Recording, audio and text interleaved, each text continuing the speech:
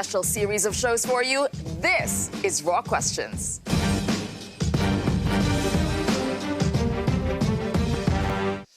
A very good evening and welcome to the programme. Never before has the future of Europe been in closer focus, and tonight we're going to try and see where it's all going. We'll be putting your questions to the socialist candidate Frans Timmermans. And we will be bringing him in just a moment, but as you can see here, we are doing things a little differently. Tonight we've brought in a live audience with a little help from the Université Libre de Bruxelles. Thank you guys for being on the programme tonight. Good evening Welcome. all.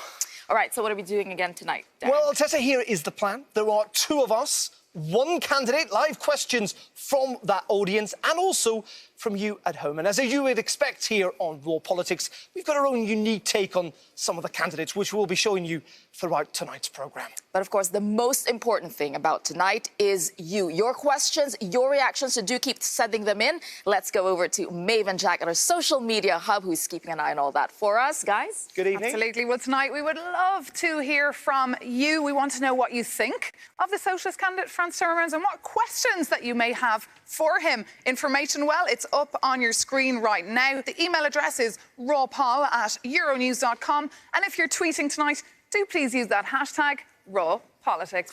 Now, we teamed up with Facebook on this one. We're streaming there live, so you can leave your comments on the live stream. We'll be able to take a look at them.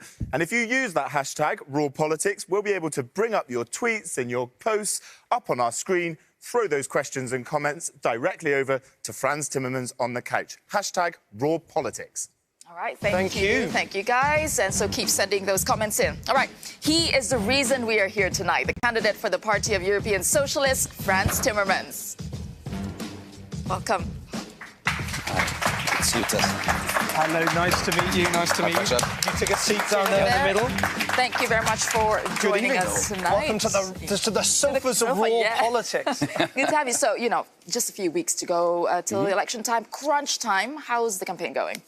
It's actually going quite well. I've just returned from Spain, from Barcelona, where last night we had a huge rally, 4,000 people with Pedro Sanchez, who's in another election in a couple of days' time on Sunday to become the president and the next president of the Spanish government. So he seems like he might do quite well, but overall you guys aren't. I mean, you're expected to lose, according to these predictions from the European Parliament's projection service, dozens of seats. It's not a great election for you. Well, let's wait and see. Many people are undecided. As I said, we're doing very well in Spain. We're doing very well in Portugal. We did well. We came out first in Finland in the recent elections. We're leading in the polls in Denmark. We're doing step by step better in Italy. But still a lot of work to do, huh? Yeah. All right, and still, I think Tremendous some amount of 90 million votes still swing voters. There are. Still a lot of votes. All right, but before we get to all the questions and get to know a little bit more about Frans Timmermans, let's take a look about who he is. Meet Frans Timmermans. He calls himself European by birth and conviction, and he's got 7 languages to prove it. Abbiamo tutti problemi. Modernize and improve it. Ze zeggen in Brabant wat de wettelijk... Wird es auch neue Fragen geben. Jouer dans la construction européenne. W Czeczeniu moje życie. That was Russian, which he learned to interrogate prisoners of war before the fall of the Iron Curtain. Timmermans entered European politics in 1994 as an assistant to Commissioner Hans van den Broek, a former MEP for the European People's Party, who are now his political rivals. After that, he spent more than a decade as an MP in his native Netherlands. But it wasn't until 2014 that Timmermans found himself back at the heart of the EU when he became first Vice President to Jean-Claude Juncker at the Commission. But could that legacy come back to haunt him? Timmermans has been on the inside of some of the EU's most controversial decisions on migration and the rule of law. He's been criticised for pushing sanctions on Poland and Hungary, but not going hard on his Romanian political partners. I have been as clear with the Romanian government as I have been with the Polish government and the Hungarian government. I am politically colourblind when it comes to fighting for the rule of law. A passionate supporter of the EU. If people today say the European Union is just a big shambles and a mess, they must have been blind over the last 40 years. Frans Timmermans is campaigning on a platform of equality, an end to EU austerity and tax reform. All right, well, your time as a commissioner here, you're very much associated with this commissioner, Jean-Claude Juncker, and all the work that you've done. For people who want change, are you just going to be more of the same? That's pretty much what you represent. Do you think so? I think it's time we put an end to austerity politics. I think we've already changed the way we do a lot of our work. We've concentrated on the big things better than before. But, for us to do what we want to do, we need to be stronger than we were in the last election. We need to create a progressive alliance. We need to make sure we have a progressive majority in the European Parliament. It's a lot of work. It's not easy, but I think we can get there. And then we could do the things that are extremely urgent. Tax reform is one of them. We need to make sure that the biggest corporations who make a lot of profits in Europe actually start paying taxes, what they're not doing now. And for that, you need Europe. You can't do that individually by member states anymore. We also need to make sure that salaries go up in Europe, because one of the weaknesses in the European economy is that people don't have enough money to spend. It's interesting. We did get a lot of questions on all those different things that you mentioned, your policy. All right. But this all week, we have been asking you to send in your questions for tonight's candidate by everything from video to WhatsApp, Facebook, Twitter, email, and more. So you do know how to get in touch. So let's get our first audience question of the evening from Kevin Kalimoni from the ULB University. Kevin, what is your question? Thank you very much, Mr. Vice President, for the question.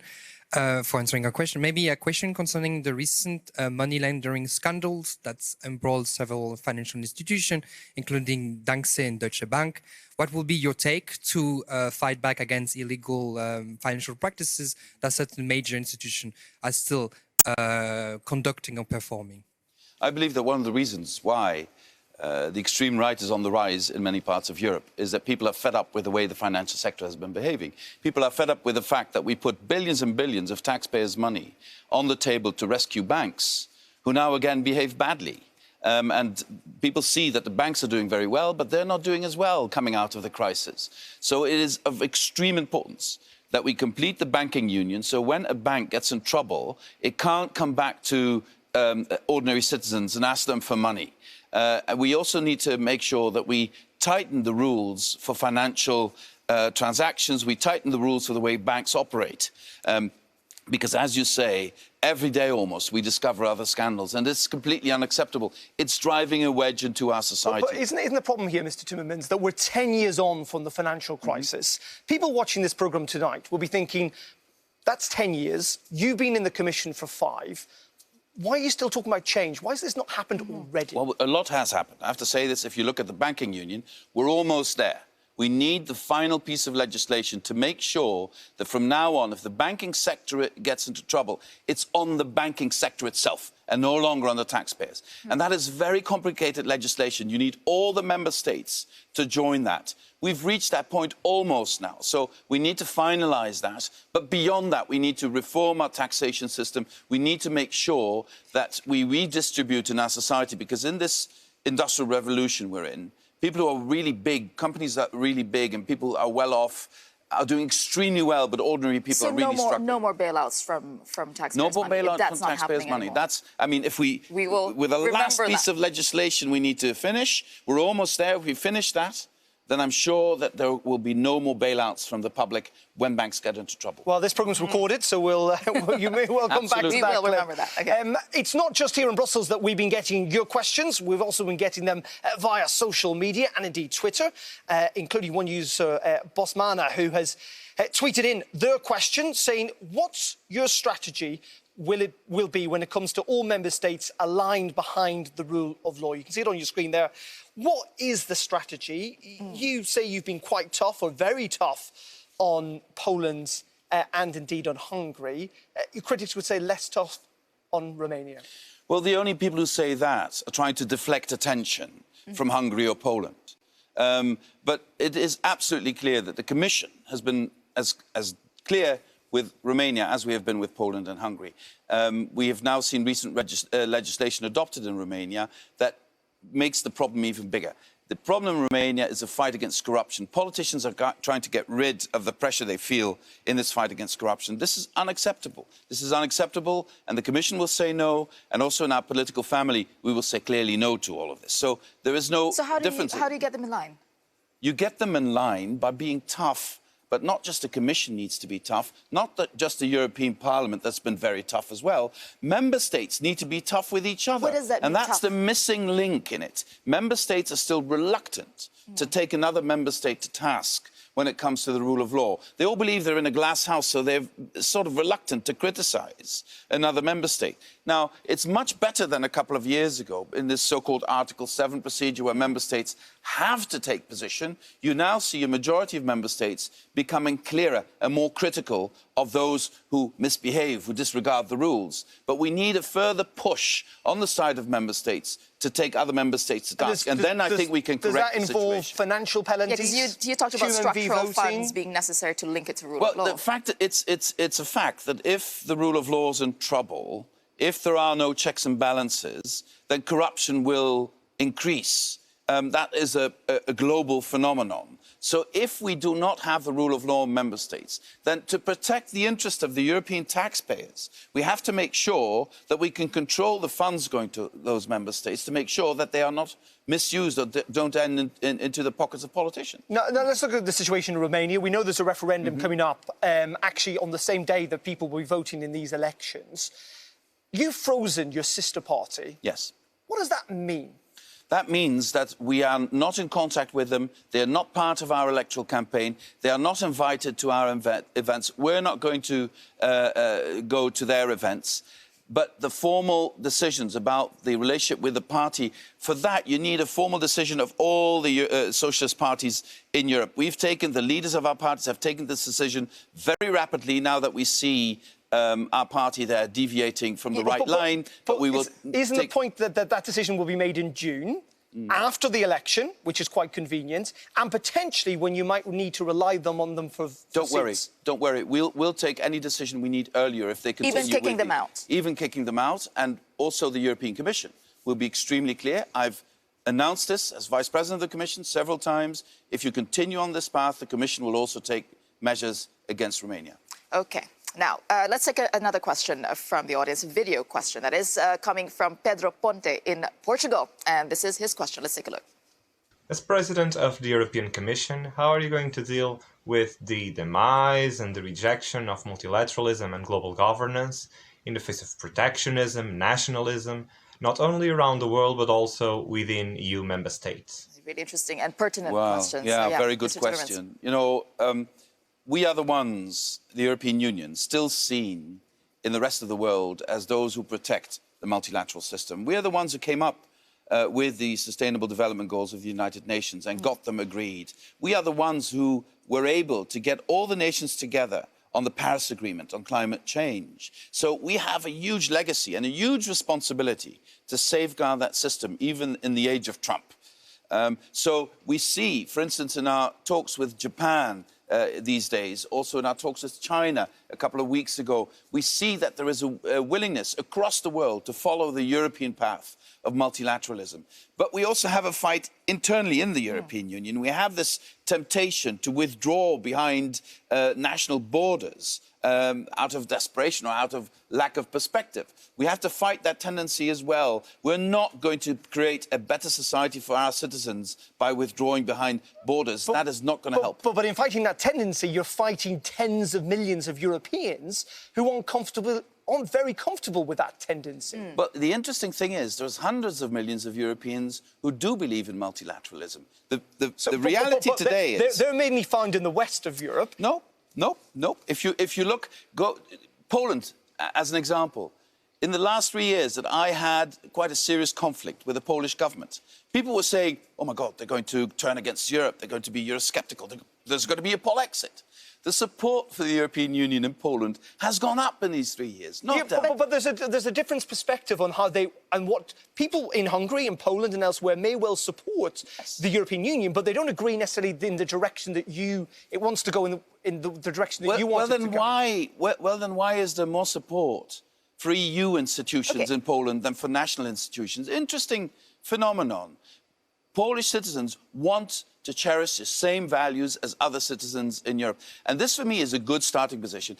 What I meant to say earlier is this. We have a huge silent majority of very strong pro-European citizens who are sort of intimidated by all the shouting and screams from the radicals, from the nationalists, from the populists.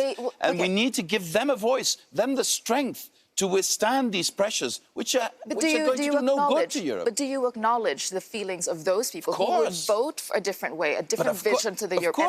Of course I acknowledge, because they used to be our voters. You know, how can I not acknowledge them? I wish they would come back, but I understand their anxiety. I understand also their disappointment in the European system. It's out of anxiety and disappointment that they choose the nationalist path. But the nationalist path is not going to solve anything. We're only 7% of the world's population. Nationalism is not going to save us. But just finally on this, isn't the truth then that someone like Viktor Orban or Nigel Farage have been far more successful and better politicians than you and some of your colleagues have been? They can convince people to follow and go down a path that you cannot convince these people. You are not convincing these people. They're on the rise. You're expected to lose dozens of seats. We'll see. We'll see how this election turns out. We'll see what happens next Sunday, for instance, in Spain. We'll see what will happen across the European Union. But let me ask you another question then. If Orban is so successful, why does he need a slavery law to make people work 400 hours a year without getting paid immediately because otherwise he has a shortage of labour? Why is everybody leaving Hungary instead of flocking to Hungary? Why is that happening? Well, there we go. Well, if you're a Hungarian, please get in touch. We want to know what you think. We're going to pause for a moment. Let's go to our social media hub now to find out what people are thinking back home. And let's get an update from Maeve and Jack. What have you got for us, guys?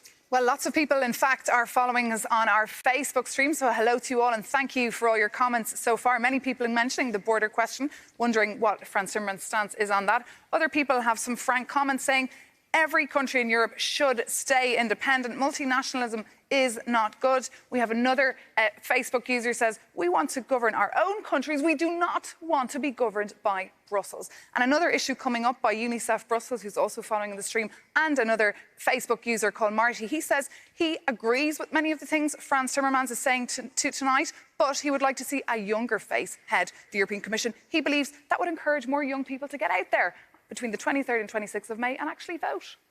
And on Twitter, we have Alex here. Now, you've been in politics long enough, Frans Timmermans, to know that probably not everyone's your biggest fan. He calls you the candidate for the social justice warriors who want to further tear our society apart from the fundamental values of family, religion and ideals.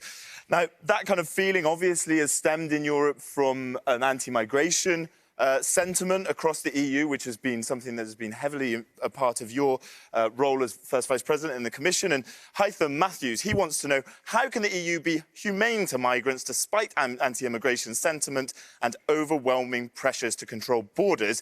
He's talking about the failure to strike a balance in that and what it will mean for Europe's brand. Well, first of all, I think age is a state of mind, but we'll see how people see that. I think Joe Biden in the United States is claiming the same. I won't hold his youth against him. But secondly, you know, these questions are linked. There's a deep sense that people are attached to their identity, to where they're from. And there's also fear that the world, the way it's changing, is taking away that identity or is a threat to that identity. And I believe this is a false contradiction. I believe the diversity that marks Europe is its strength, it's not its weakness. I also believe if you talk about family values, what are you talking about? There was a conference in Verona not so long ago where they maintained family values means that women should shut up and have children. And family values means that gay people can't be good parents. I fundamentally disagree with these elements. I am for equality. I think children deserve caring, loving parents, whether it's two men or two women, a man and a woman, or a single parent. And these are my family values. I disagree with the values as they are portrayed from that part. But on migrants, one point I want to make. The problem arises from the time in 2015 and 2016 when clearly we were not in control of the crisis. Since then, we've taken steps to regain control of the crisis. We're not there yet, but we're getting there.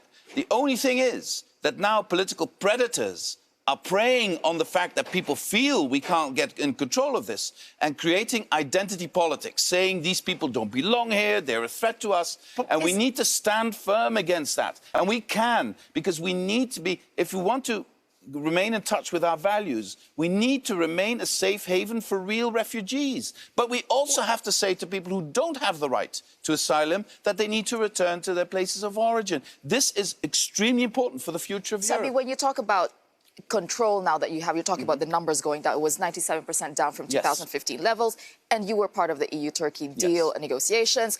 Is that the model you're looking at, basically keeping just people out the borders? When you talk about Africa, you're not going to get the cooperation from African nations. And it's like offshoring the problem. Does it really solve the problem? Very simple. If we don't offer young Africans a perspective that is positive and optimistic for life in Africa, they will come to Europe. And there's no matter how high the fences we build, how deep the seas are, if they don't see a perspective where they are, they will look for a perspective elsewhere. So our responsibility as Europeans, and this is a responsibility, is one of the biggest challenges we will face in the next generation, is to make sure that we feel co-responsible for a positive development of Africa. You know, the demographic development in Africa is a challenge if they don't have perspective of economic growth, of social growth, of more opportunity. Just finally and quickly on this, though, you talk about identity politics and migrants. Why don't we be truthful, though, about refugees who come here, particularly from the Middle East? Many of them don't share European values. Isn't that the point? People potentially do not share the values on the rights of women, on the rights of gay people. They do not have European values, and that's what people feel uncomfortable with. Well, they are a small minority in our society. Many of them do adapt. You see that after a number of years. They have to learn our values. This is not something they were brought up with. So they also need time to learn them. If they don't? We have a rule of law. If they don't abide by the law, they will be persecuted by the law. So you have to give people to adapt. But, you know, of course migration is linked with problems. Of course it is. But to create this antagonism to what is different, anti-Semitism isn't on the rise just like that. It's also because of identity politics. If the other who is different is your enemy, you will see enemies everywhere, and that will kill Europe. We don't need to go there. OK, let's pick up the pace a little bit. Go up to fourth or fifth gear, and we're going to ask you some binary questions here. It's the yes-no game, one of our favourite parts of the programme. But yes or no to these questions, please, Mr Timmermans. So, European army. No. A second Trump term. God, no. Is China a threat to the EU? No. No. What about Boris Johnson for British Prime Minister? God, no. Catalan independence. No. Jean-Claude Juncker has been a great president. Yes. Pineapple on pizza. No. And finally, Strasbourg. Is it a waste of EU taxpayers' money? Yes. Now, you know what? Every time I talk to politicians, whether they be here or indeed in Strasbourg, they all agree. You know what? They all say, yeah, Strasbourg's a waste of money. But then they say there's nothing we can do about it. It's in the treaty. Yeah. Come on, if everyone agrees it's a waste of money, doesn't this epitomise the problem with the EU? Everyone agrees it's wrong. Yeah. Pretty much, possibly apart from the French, and yet it will still be around in 50 years' time because no one can get to get rid of it. Look, the position I've taken for decades now is that the European Parliament should be allowed to decide itself where it wants to meet. And clearly it wants to meet in Brussels and only in Brussels. The problem here is that member states who hold this position, and my own country has held this position for a long time, when push comes to shove, they don't want to pay a price for that. Because if you want the French to change that position, you will have to pay a price. And France, until now, says categorically no to this. So there are a number of member states who would love to take the decision we only have the meetings in Brussels. And this has been a long-established position I have held, and many others, especially also in Nordic countries. In the meantime, we'll keep going to But, you know, the problem is member states need to agree with this, and France needs to agree to give it up, and France doesn't. And then, of course, the question is, how would France be compensated? I came up with a number of ideas. Why not have the European Council meetings in Strasbourg? Why not have a European institution in Strasbourg to compensate? But until now, the French government has said no to everything. We need to buy off the French. Yeah, but that would happen in any member state with it. Just imagine you would say to Belgium, let's move the Commission to another country. I don't think Belgium would be very enthusiastic about that. Not at all. All right. Now, if you are just joining us, just a reminder, you're watching Raw Questions. It's a special series of shows with the candidates for Europe's top job. And tonight we are joined by European Socialist Frans Timmermans, and we want to put your questions to him. So all of the contact details, they are on your screen, and you can get in touch on Facebook, by email, and don't forget to tweet using the hashtag #RawPolitics. Yeah, we really do want you to get in touch. Please do send us in those questions. Stay tuned. But now we are going to have a look at what Frans Timmermans' colleagues really think about him.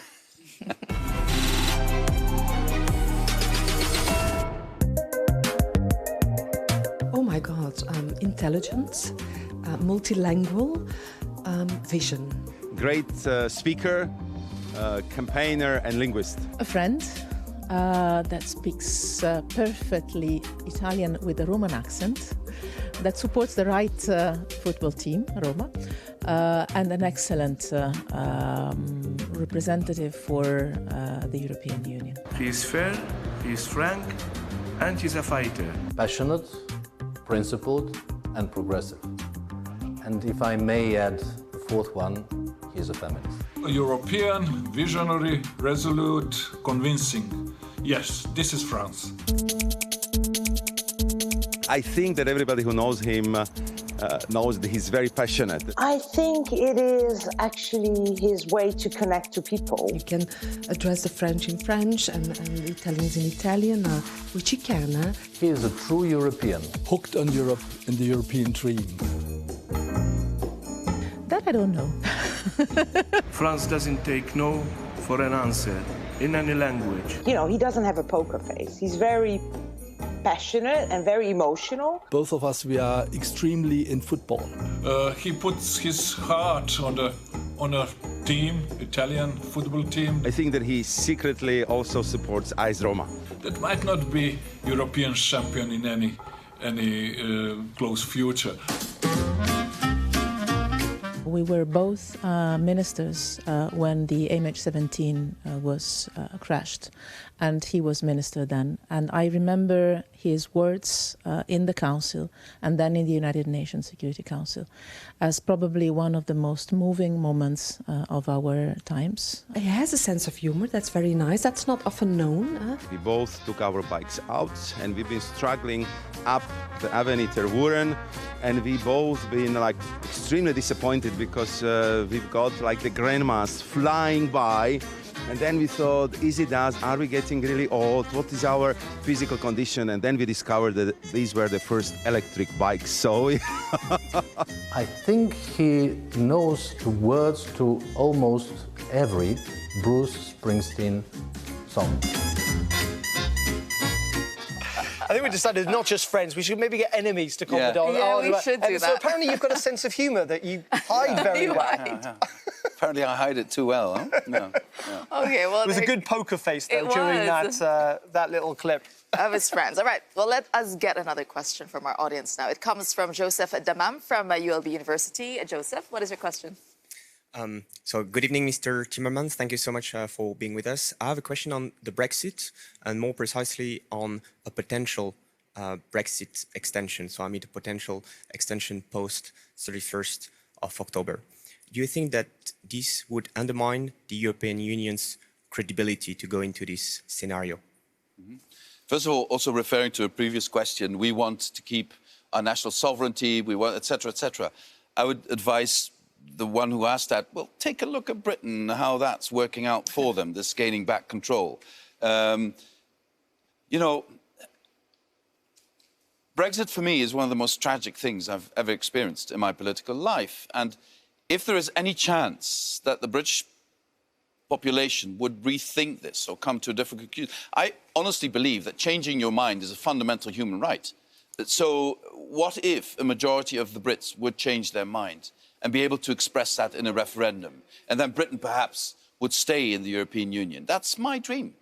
But your specific question on the extension, I think a member state is a member state until the day they leave. And between now and the European election, we will probably know what the plans are, the British government or the House of Commons are going to develop, and then we'll take it from there.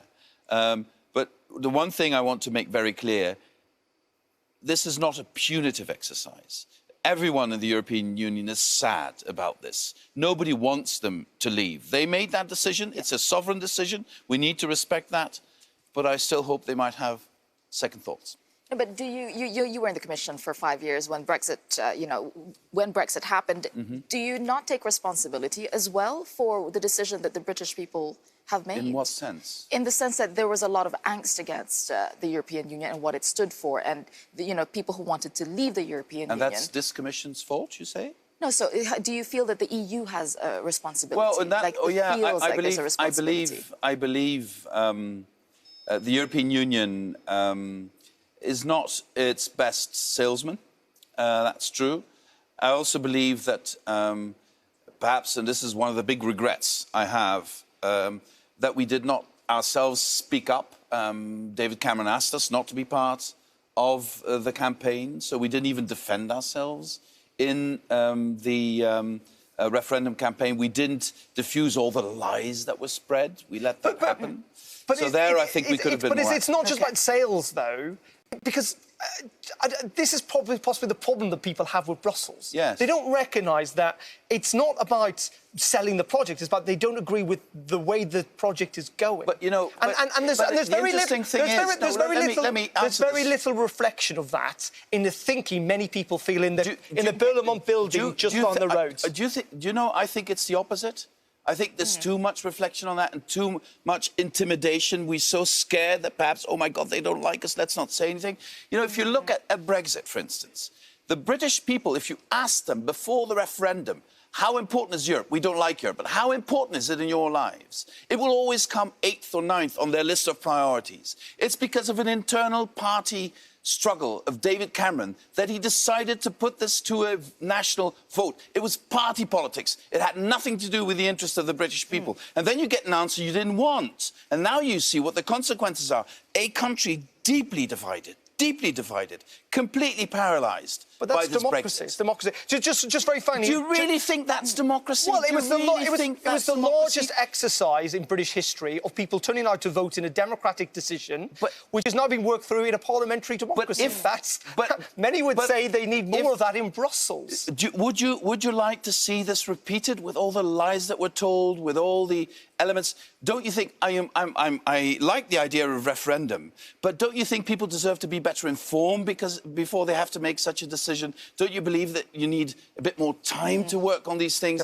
I mean, just very finally on this, coming back to the question from the audience member, as Commission President, if you were to place Jean-Claude Juncker, would you be happy, because he's due to leave actually on November 1st, would you be happy with rolling extensions to the Brexit process if there is no agreement at Westminster? No, only if there is an idea in Westminster what they want. If the situation remains as it is today, I think, by the 1st of November, we will have a Brexit, because we can't go on like this. But we have to wait until things sort of are a bit settled. I think Britain also needs a breather on this so that people can calm down a bit and can become slightly more rational, perhaps, about the issue. And also families can start talking to each other again when they disagree on this. And then perhaps we can come up with a solution that serves the interests of the British people. OK. All right, leave it there. OK, let's head back to our social media hub and check in with Jack and May for some of your reaction. What do you have, guys? We have indeed been following the comments on the Facebook feed. We've had some interesting comments. Negru Yuan, he says he likes the way Frans Timmermans is thinking tonight. So some positive comments. Some other people saying, Yuri Marsum, for instance, he's suggesting that the rise of nationalism is to do with EU policies, the things coming out of Brussels affecting things like Brexit, etc. And meanwhile, the B word Brexit is featuring a lot tonight as well on social media. One gentleman, John Durrami, is tweeting, sadly, there is no UK contenders when it comes to getting Europe's top job. How Tony Blair would have loved to have been a replacement for Jean-Claude Juncker. But meanwhile, we have a comment here from Biscuit. He says to Frans Timmermans, but what did you actually accomplish in the last couple of years? You promised that you'd battle EU bureaucracy, but that did not happen. So what exactly did you do over there? Well, we did limit the number. The number of proposals we made was vastly reduced in the last couple of years. Our stakeholders in better regulation are reporting back to us in a very positive way. The OECD, which is not an EU institution, has said that we lead the world in terms of better regulation. So, something was achieved. Let me just mention a few things. The European Fund for Strategic Investment is a huge success, has led to billions of extra investments across the European Union, many, many more jobs. We have adopted, not so long ago, the most forward-looking plastic strategy the world knows. And we did it in a year, which is a record speed. And this is now something the rest of the world admires and wants to join. So, just a couple of examples where I think we did rather well. We've also recently decided on work-life balance, which will create more equality between men and women in European society. I think these are things that matter to people. OK, interesting stuff. We're going to pause for a time being because you are watching, if you had forgotten, your chance to put questions to the man who will be sitting in Jean-Claude Juncker's seat in just a few months' time. We want you to get in touch. The details are on your screen via social media. You can send us a Facebook message you want, write us an email, and you can always tweet us with your views using the hashtag #RawPolitics. Now, before we get some more questions in to Mr. Timmermans, let's have a look back at one of his moments in the European Parliament's chamber. Here is tonight's You Said It. Those who only shouted here the years they were here in this Parliament should have had more respect for the majority in this Parliament. When we criticise the Hungarian government and its legislative measures, we do this very precisely. And I have to say, to then say that criticising laws, criticising the government would amount to criticising a nation or a people.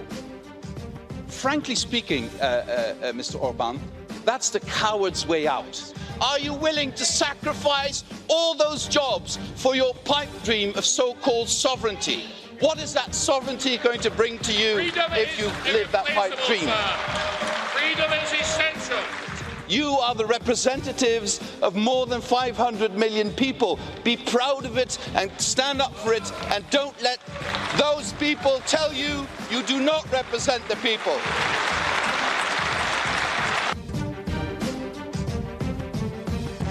Commission, you are known to be the person who's been given the task of managing relations with the Parliament. When we see you there in the parliamentary chamber, how's that like?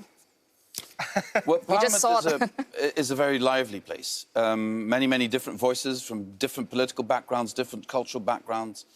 But it's also a very powerful place. People underestimate the power of the European Parliament. We get nothing done in Europe if we don't get the majority of the European Parliament behind us. And the other thing is, when people say Brussels decides, we can't decide anything if we don't have a majority in Parliament and if we don't have the governments of the member states. The governments of the member states on our side. So even those politicians complaining, Brussels decided, you're always at the table. You have a say. You have a vote. So, don't try and shy away from your own responsibility and put it on somebody else. OK, well, now let's get back to our audience. We have another question. We have Ijoma Okoye. He has a question. What is your question? Hello. My question is, how would you ensure social mobility and participation for rural voters, low-income voters and ethnic minority voters who are often disenfranchised? Thank you. I think this is one of the biggest challenges we face in the era of identity politics, because what we see is a sort of a paradigm shift in our society, which is dangerous. In the past, people in the middle class have felt self-assured, and we're happy to try and help people in more precarious situations to come up there and to improve themselves. And now people in the middle classes feel themselves threatened, and they some of them have the tendency to then keep the weaker people in society away because they're afraid of being drawn into that. So I think we need some very active programs to do something about this. We, for instance, as Social Democrats, are strong proponents of a minimum wage in every single member state of the European Union. That would be about 60% of the median wage. Then already you create upward momentum and you create more possibility for people to improve themselves. I also want an Erasmus program that doesn't just affect students at universities and higher level of education, but every young European should have the opportunity to spend a year in another member state, you know, on a stage, in a job, learning something in school. That would create also upward mobility because it would give young people the tools to improve themselves in society. But we know what one of the most important things to inspire people is when they look at the political leaders that they may well see themselves in them. Yes. And you walk around this building, look at every president of the parliament, or almost every president of the parliament, look at the commission, the job that you want. There's never been a female head of the commission. There's certainly never been someone who's not been white. This parliament is not reflective of Europe. As a, to put it, frankly, a middle-aged white man, you know, isn't it time that these jobs, some of these jobs at least, were held by people who reflected the diversity of Europe? Sure, I agree. But to get into these jobs, you also need majorities. That's democracy. I agree with you. I'm a self-confessed feminist. I've been that for many, many years. And I will continue to be that. So I'll do anything I can to get women in stronger positions. So you're a powerful politician, then why not have the Socialists and Democrats candidate for this job, for the commission job? Why not allow a female candidate? God knows we tried. We tried. And you couldn't find anyone in the party? That's extraordinary. One of the largest political parties in Europe, and you cannot feel... This is not something... You don't go and look for someone. You ask people if they want to present their candidature. We did. We tried in all parties. In my own party, we've had parity of men and women for years and years. But it takes time. It takes time to get there. But you have to have quotas. I believe in quotas. I do. You have to also show... You will see, when I'm Commission President, you will be surprised in this field. I will feel inspired by what Pedro Sanchez did when he became Prime Minister of Spain. You saw a majority of women in his cabinet. He didn't use percentages. He didn't make a big speech about this. He just did it. And that's exactly what I want to do as Commission Before we move on, President. I do want to pick up on what you were saying about your social policies, because you're talking about minimum wage and equality everywhere. It's easy to say that. But how do you get national governments in line? For example, Emmanuel Macron, I know you're not for him removing the wealth tax. You're not happy with that. How do you get Emmanuel Macron to, you know, in line with a socially just policy like that? Well, you know, first of all, you have to make the analysis of the economy and to make sure that in the recommendations the Commission does, in the semester, we also give a bigger part to social policy and to social elements in that. We're moving in that direction. The social pillar is one of the first... Will you force national governments? And you know, in some areas you can't force national governments, but you can try and convince national governments and to get them... You know, the beauty of Göteborg was that Prime Minister Löfven got all his peers together. And there they said, OK, we might not always have competence in that area, but we need to move together to make sure Europe is more socially sustainable. Because if there's one thing I learned from the Yellow Vest movement, is that if you are not convincing on social sustainability, you will not be able to get people to accept ecological and economic sustainability, because these changes are massive, very intrusive. We need to make them, but we can only convince people to make them if they feel sure that their interests are taken care of. Let's get another question now from you at home. We've got Rebecca Freitag in Germany who has got a question. Let's have a look at what she's asking. For the past centuries and still today, polluters don't pay the price for fueling up the climate crisis or for poisoning our rivers, our soils and the air. It is our generation that has to clean up this mess and to pay this bill. So what will you do that polluters already today pay the fair price for their damage? What we need to do is to have a CO2 tax at the European level. That is the biggest change that will lead to producers understanding they need to change the way they produce. What we also need to do is to make sure that carbon trading goes up by lifting the price of that as well. what we introduced, for instance, in the plastics legislation, is that producers are also made responsible for the waste they create. So if you can't reuse or recycle and it becomes waste, then the cost for the producers will increase. So that's how you make producers more responsible for the waste they create. I was just saying that the EU will need some 200 billion euros to meet the climate targets of the Paris Agreement. Where are you going to get that money? Who is going to pay for that? Well, I think, you know, I mentioned the CO2 tax, for instance. If we could organise that on a European level and you could redistribute that specifically for this goal at the European level, we can get there. It's feasible. A study was recently done in the Netherlands that showed that if you introduce a CO2 tax that creates a more equitable redistribution of the burden, you can reach the Paris goals. Yes. Okay. Well, there we go. Let's get reaction to what we've been hearing over the last 10 minutes or so. Maeve and Jack have been tracking your reactions on social media and have more for us. Hello again, guys. Well, we have indeed. We've got lots of reactions and comments coming in from as far as South Korea. So hello to our Facebook viewers there. And we have a lot of observations as well, like one from Paul here. He says, the problem with EU elections is we never see our MEPs or their representatives when they're canvassing. So how on earth can we actually question them? Then we have John, another Facebook user, saying, wow, that man on the couch tonight, he's got a bit of an agenda and it's no good for anyone who believes in democracy. On Twitter, though, Danny Spillane, this is someone that you're going to like. He's saying that even as a centre-right voter, it's still great to see a non-populist, intelligent politician with fire in his belly. That's what he says, even if he is on the left. But we have another question coming in on Twitter as well from Roberto.